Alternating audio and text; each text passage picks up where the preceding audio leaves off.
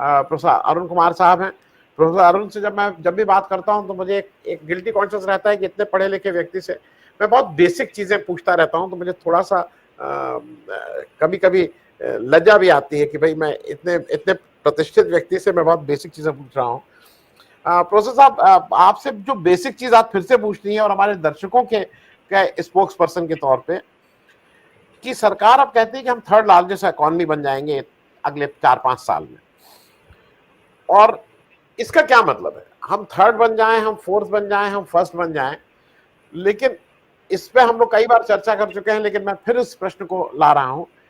हम हमारा जो दफ्तर में काम करता है लड़का, या जो हमारे गांव में जो खेत में मजदूरी करता है, उसके लिए क्या इसका कोई मतलब है कि आप थर्ड हैं कि फिफ्थ हैं कि फर्स्ट हैं कि सेकंड हैं?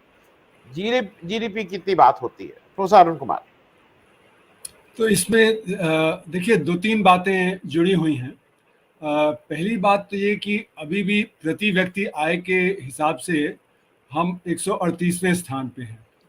तो चाहे हमारा जीडीपी बड़ा है क्योंकि जनसंख्या बड़ी है, इसका मतलब ये नहीं कि सभी बराबर, मतलब जो और देश हैं उनके बराबर आ गए हैं। क्योंकि ये जब कहा जाता है कि हम तीसरी सबसे बड़ी अर्थव्यवस्था हो गए, तो कुछ ये अंदाज है कि हम अब बहुत आगे निकल गए हैं। तो आगे निकल गए हैं किसके लिए? ये तो दूसरी बात इसमें ये आती है कि हमारा जो डिस्ट्रीब्यूशन है जो इकोनॉमिक गेन्स का, वो बहुत ज़्यादा अनइक्वल होता चला जा रहा है, उसमें गैर बराबरी बहुत आती चली जा रही है। तो ऊपर का तबका तो बहुत आगे बढ़ रहा है, लेकिन जो हमारा नीचे का तबका है, जो 94% असंगठित क्षेत्र में है, उनके लिए इसमें फ़ायदा नहीं है। तो जो आप अपने कामगार जो है आपके दफ्तर में काम करते हैं वगैरह, उनकी बात करें तो वो अभी परेशानी के दौर से गुजर रहे हैं, उनको इसका लाभ ज़्यादा नहीं मिल रहा है, बहुत ना के बराबर लाभ हो रहा है। बल्कि मैं ये कहूँगा क्योंकि हमारा असंगठित क्षेत्र गिरावट पे है, तो एक्चुअली उनकी स्थिति गिरावट पे है, क्योंकि हमारा इन्फ्लेशन तेज़ हो गया है और जो असंगठित क्षेत्र है उसकी आमदनी बढ़ती नहीं जिस रफ्तार से इन्फ्लेशन बढ़ता है, तो उसके हिसाब से भी गिरावट। तो यानी कि 2 वजह हैं, एक तो बेरोजगारी बढ़ती चली जा रही है ये असंगठित क्षेत्र में, दूसरा जो हमारा जो इन्फ्लेशन का रेट है वो तेज़ होने से उनमें गिरावट आई है। जो एक तीसरी अहम बात है कि क्या हमारे डेटा सही हैं, हमारे आंकड़े सही हैं जिनके आधार पे हम कह रहे हैं कि आज हम 5वीं बड़ी अर्थव्यवस्था हैं और आने वाले समय में हम तीसरी सबसे बड़ी अर्थव्यवस्था हो जाएंगे।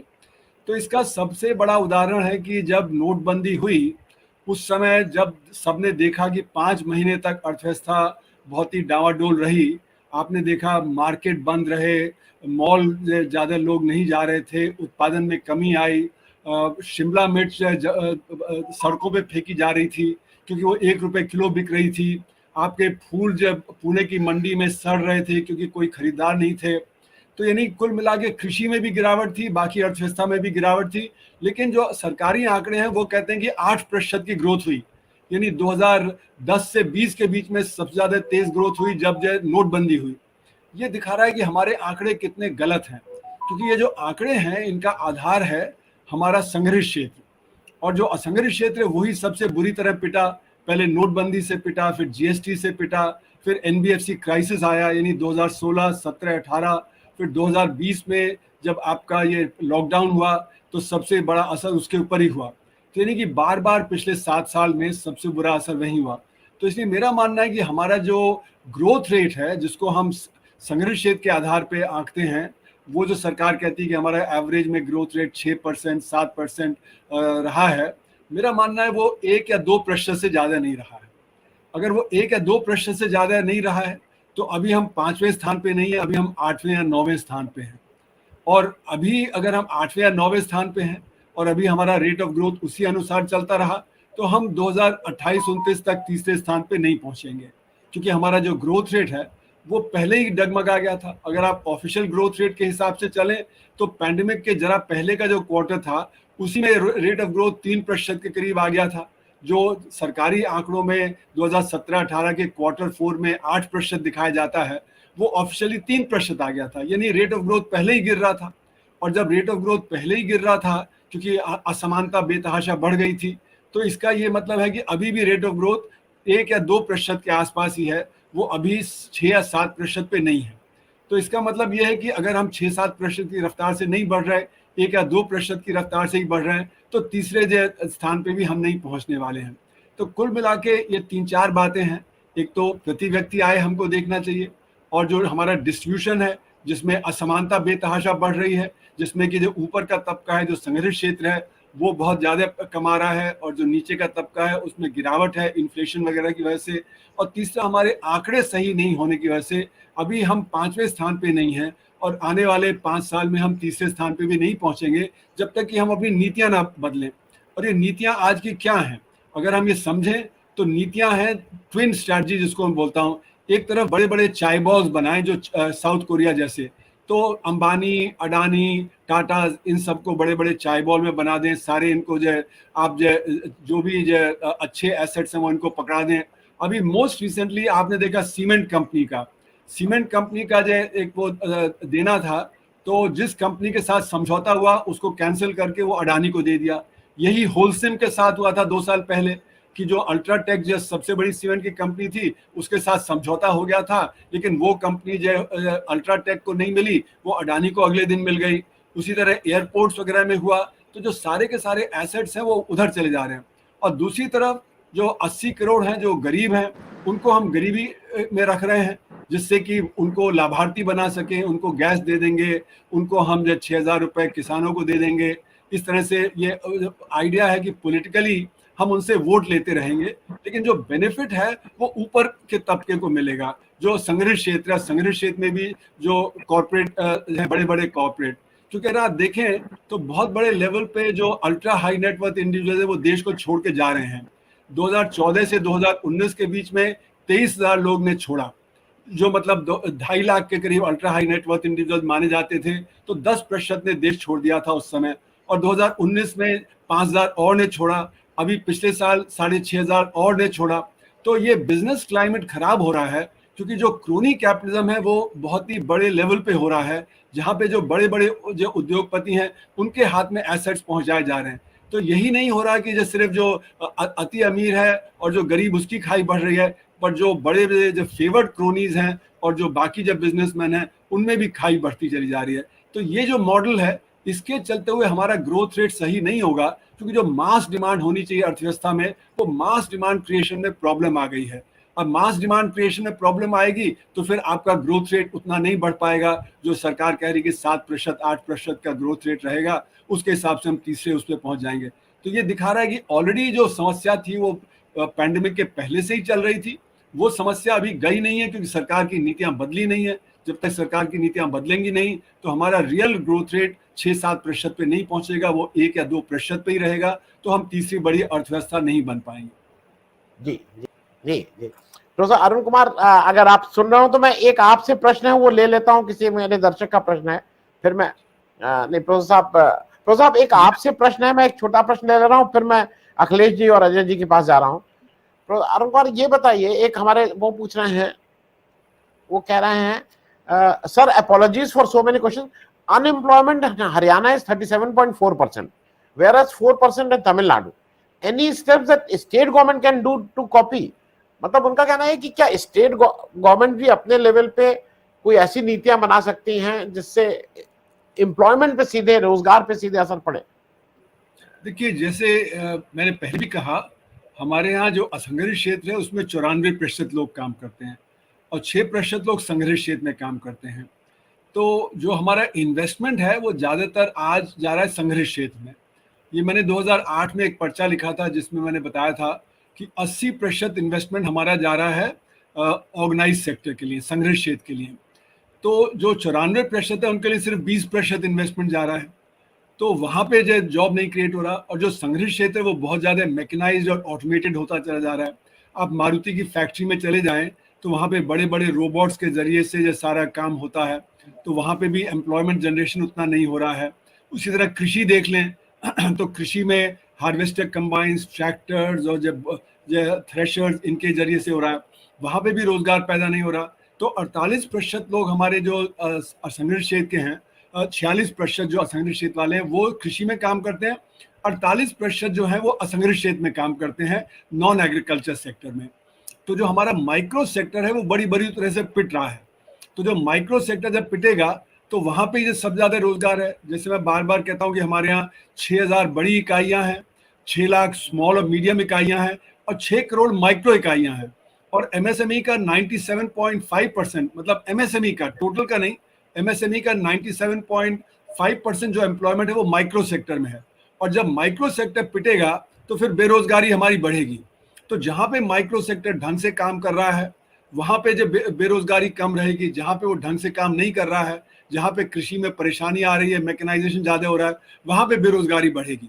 तो हमारी जो रिपोर्ट आई अभी 11 अक्टूबर को, हमने रोजगारी और बेरोजगारी पे रिपोर्ट जो जारी की थी, उसमें हमने दिखाया कि 320 मिलियन यानी 32 करोड़ के पास तो कुछ ढंग का काम है, लेकिन 28 करोड़ है जिनके पास ढंग का काम नहीं है। तो बेरोजगारी 4 तरह की हमने बताई। एक तो वो जो 19 करोड़ लोग हैं जिन्होंने काम ढूंढना बंद कर दिया, जो हमारे लेबर फोर्स पार्टिसिपेशन रेट में आते ही नहीं हैं, क्योंकि हमारे यहाँ लेबर फोर्स पार्टिसिपेशन रेट 45% है, जबकि दूसरी comparable country China, Brazil, America वगैरह में 65% है। तो हमारे यहाँ 20% लोग कम है जो काम जो कर रहे हैं, क्योंकि उनको काम मिल नहीं रहा है।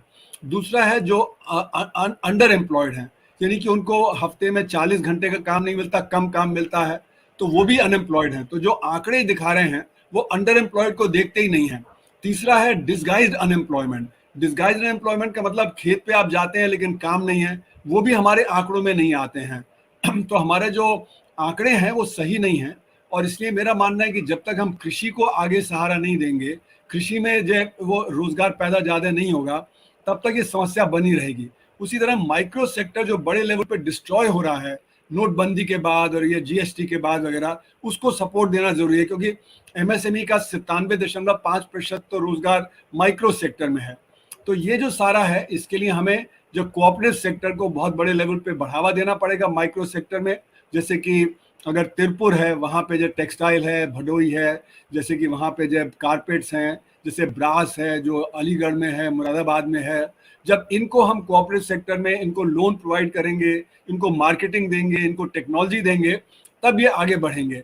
हमारे यहाँ क्या हो रहा है कि अभी एमएसएमई के नाम पे हम जो कंसेशन देते हैं वो मीडियम सेक्टर तो जो उठा लेता है, लेकिन स्मॉल और मीडियम तक उसका फायदा नहीं पहुंचता है, क्योंकि वो जो आते ही नहीं है उसके दायरे में। तो इसलिए अगर हमें जब रोजगार पैदा करना है तो एक तो माइक्रो सेक्टर की तरफ ध्यान देना पड़ेगा, दूसरा कृषि को जो ज्यादा सुदृढ़ करना पड़ेगा, उसके लिए कोऑपरेटिव सेक्टर, उसके लिए जो मार्केटिंग, फाइनेंस और टेक्नोलॉजी का है उसको करना पड़ेगा। और हमारी नीतियों को बदल के जो लोअर लेवल पे जो डिमांड कम हुई है, जिसका जिक्र कि अभी हिमांशु जी ने भी किया था, कि जो ब्रॉड बेस हमारे जो होनी चाहिए डिमांड की, उसको क्रिएट करना बहुत जरूरी है। वो नहीं होगा तो बड़ी इंडस्ट्री भी जो इन्वेस्टमेंट कम कर देगी। तो आपने देखा 2012-13 में हमारा इन्वेस्टमेंट रेट अर्थव्यवस्था में 36.5% था, वो गिर के 30% हो गया। पैंडेमिक के दौरान वो और कम हो गया। तो वो इसलिए कम हुआ क्योंकि डिमांड नहीं है। आपने देखा जब हमने कॉर्पोरेट सेक्टर को बड़ी भारी छूट दी कॉर्पोरेट टैक्स में, तो भी उन्होंने इन्वेस्टमेंट नहीं बढ़ाया, क्योंकि जब तक डिमांड नहीं होगी तो इन्वेस्टमेंट बढ़ा के क्या करेंगे। उन्होंने अपना बैलेंस शीट ठीक कर लिया, डेट को कम कर लिया, लेकिन उन्होंने इन्वेस्टमेंट नहीं बढ़ाया। तो हमारे अर्थव्यवस्था में इन्वेस्टमेंट तभी बढ़ेगा जब कैपेसिटी यूटिलाइजेशन बढ़ेगा। कैपेसिटी यूटिलाइजेशन बढ़ने के लिए कंजम्पशन डिमांड जो गरीब आदमी की है उसको बढ़ाना पड़ेगा। तो हमें अपनी जो नेशनल इनकम है उसको गरीबों की तरफ शिफ्ट करना बहुत जरूरी है। जब तक हम वो नहीं करेंगे तब तक हमारे डिमांड कम रहेगी और ग्रोथ कम रहेगी, एम्प्लॉयमेंट जनरेशन कम रहेगा। तो साहब एक चीज और जरा बता दें, क्योंकि जब इकोनॉमी एक समय आई थी, हो सकता है वो रास्ता हम सब लोग उसके अगेंस्ट थे कि वर्ल्ड बैंक को जिस तरह से हम लोग खोल रहे थे, गैट साइन किया गया था, लेकिन डॉक्टर मनमोहन सिंह ने उसको एक समय गाइड किया था। हमारे यहाँ आरबीआई की अपनी ताकत थी, planning commission, finance ministry, data के लिए कुछ कुछ विभाग थे, उन सबका आपस में कोऑर्डिनेशन होता था। इन विभागों का इंडिपेंडेंट होना किसी इकोनॉमी के लिए कितना जरूरी है, क्योंकि आज वो इंडिपेंडेंस नहीं रह गई है। आज आरबीआई या प्लानिंग कमीशन तो अब है नहीं, नीति आयोग। आपको क्या लगता है किसी भी स्वस्थ इकोनॉमी के लिए इन इंस्टीट्यूशंस का इंडिपेंडेंट रहना आवश्यक है? जी हाँ, देखिए जो आरबीआई है वो पूरी तरह इंडिपेंडेंट तो नहीं हो सकता, क्योंकि जो मॉनेटरी और फिस्कल पॉलिसी है उसका कोऑर्डिनेशन बहुत ज़रूरी होता है। तो आरबीआई और मिनिस्ट्री ऑफ फाइनेंस का कोऑर्डिनेशन करना बहुत ज़रूरी है, नहीं तो आपकी नीतियाँ गलत हो जाती हैं। जैसे कि आरबीआई ने अभी मॉनेटरी टारगेटिंग में किया है कि वो फिस्कल इन्फ्लेशन कंट्रोल के लिए बनाया गया है, लेकिन ग्रोथ पे भी असर होता है उसका, और ग्रोथ के जो असर होता है तो इसलिए जो फिस्कल पॉलिसी से उसका कोऑर्डिनेशन बहुत ज़रूरी है। दूसरी बात जो आपने कही कि जो प्लानिंग कमीशन था, तो प्लानिंग कमीशन कोऑर्डिनेट करता था कि स्टेट्स को कितना पैसा जाएगा, मिनिस्ट्रीज के बीच में कितना पैसा जाएगा, जिससे कि एक मतलब जो बैलेंस बना रहे। तो जो वहाँ पे जो प्लानिंग कमीशन का रोल था, अब कोई भी जो मिनिस्ट्री ये नहीं करती, सिर्फ मिनिस्ट्री ऑफ फाइनेंस कोऑर्डिनेट कर रही है। पर मिनिस्ट्री ऑफ फाइनेंस का तो सिर्फ ये काम है कि वो कटौती करती रहे, उसका ये काम नहीं कि वो जो अलग अलग सेक्टर्स में अलग अलग स्टेट्स के बीच में बैलेंस बनाए। तो वो जो एक रोल था जो प्लानिंग कमीशन का, वो भी एक तरह से खत्म हो गया है। तीसरी बात ये थी कि जब प्लानिंग कमीशन है वो कुछ इंडिपेंडेंट स्टडीज वगैरह कराता था, जो अर्थव्यवस्था की क्या सिचुएशन है उसके बारे में सबको बताता था, आगे की प्लानिंग कैसे हो, किस तरह से कोऑर्डिनेशन हो। तो देखिए, कोई भी बड़ी एंटिटी, वो चाहे कॉर्पोरेट सेक्टर हो, वो चाहे जो सरकार का कोई जो वो जो सेक्टर हो, उसमें प्लानिंग की जरूरत है। क्योंकि जो अर्थव्यवस्था है वो कोई आज के लिए सिर्फ नहीं चलती है, वो चलती है कि आगे अगले 10 साल में 15 साल में क्या होगा। तो प्लान बनाने की जरूरत होती है, वो चाहे प्राइवेट सेक्टर का हो, वो चाहे पब्लिक सेक्टर का हो। तो वो रोल भी एक तरह से खत्म हो गया है, जो एक इंडिपेंडेंट जो एक थिंक टैंक का रोल था, जो तरह तरह की रिपोर्ट्स निकालते थे जिससे जो सबको पता लगता था। फिर सबसे बड़ी बात यह कि डेटा में बहुत खिलवाड़ हो रहा है। जैसे कि जब जब कंजम्पशन का डेटा आया जो 2017-18 में, वो उनके लगा कि सही नहीं है, तो उसको उन्होंने रिलीज नहीं किया। तो अब 2011-12 के बाद कोई ऑफिशियल डेटा ही नहीं कंजम्पशन के बारे में, तो आप पॉवर्टी की स्टडी नहीं कर सकते हैं उसके बारे में। फिर जो आपका सेंसस होना चाहिए था 2021 में, 2022 में कर लेते, 2023 में कर लेते, वो सेंसस नहीं। अब सेंसस नहीं किया तो जितने भी आपके सैंपल्स ड्रॉ होते हैं वो पुराने 2011 के सेंसस के आधार पे होते हैं, जो कि अब वैलिड नहीं है, क्योंकि जो हमारा जो पॉपुलेशन है वो बढ़ गई है, उसका जो रेशियो चेंज हो गया है, उसका स्टेट्स के अक्रॉस चेंज हो गया है। तो हमारा जो मतलब जो सरकार में जो हमारी इकोनॉमिक एडवाइजरी काउंसिल है, उसके बड़े बड़े जो दिग्गज हैं, है ना, वो कह रहे हैं कि ये जो सैंपल सही नहीं है, तो वो खुद ही कह रहे हैं कि ऑफिशियल डेटा सही नहीं है। फिर उसी तरह जब अनएम्प्लॉयमेंट का डेटा 45 साल की जब बढ़त पे आया 2019-20 में, तो उसको भी सरकार ने मना कर दिया। फिर जब ये दिखाया कि यूपीए के दौरान जो डेटा ने दिखाया कि यूपीए के दौरान ग्रोथ रेट ज़्यादा था बनस्पत एनडीए के, तो सरकार ने उस स्टडी को भी जो नकार दिया। उन्होंने फिर पहली बार ऐसा हुआ कि नीति आयोग ने जो डेटा दिया कि जो बैक सीरीज क्या है, जो कि ऐसा कभी नहीं हुआ, क्योंकि जो हमारी जो एजेंसी है सीएसओ वगैरह जो इसको जो नापती है, उससे लेके जो नीति आयोग में दे दिया। तो ये मैनिपुलेशन ऑफ डेटा जो हो रहा है, ये बहुत बड़े लेवल पे हो रहा है। और अब सरकार ये मान नहीं रही है कि हमारा असंगठित क्षेत्र का जो डेटा है वो हमारे जीडीपी के डेटा में नहीं आ रहा, वो हमारे बाकी क्षेत्रों में नहीं आ रहा। तो इसलिए हमारा जो जीडीपी का जो आंकड़ा है, ग्रोथ का आंकड़ा है, वो सही नहीं है। मैं बार बार यही बताता हूँ कि अर्थव्यवस्था 6-7% पे नहीं बढ़ रही, वो 1% पे, 2% पे या 0% पे जब बढ़ रही है। तो इसलिए जो हमारे डेटा हैं उनसे बहुत ज़्यादा खिलवाड़ हो रहा है, और इसी का असर है कि हमारी जो अर्थव्यवस्था है उसकी प्लानिंग सही नहीं हो पा रही है, क्योंकि जब डेटा गलत होगा तो प्लानिंग भी गलत हो जाएगी।